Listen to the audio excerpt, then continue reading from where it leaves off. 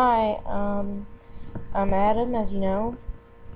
Today is June 22nd, 2011, and we're dealing with flooding rains for the first time in like 9 months in Houston, Dallas, Austin, and San Antonio. It hasn't rained in a long time here. There are wildfires burning everywhere, and it just now started to rain, so this is very good for the area, but the bad thing is it's coming with isolated hailstorms, tornadoes, touchdowns, snap trees, high winds, power outages. It's all here.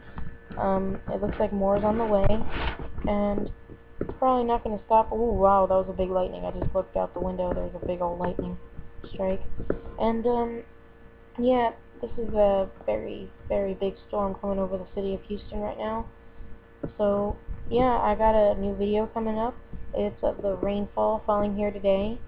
I should upload it by later on today. If not today, then tomorrow.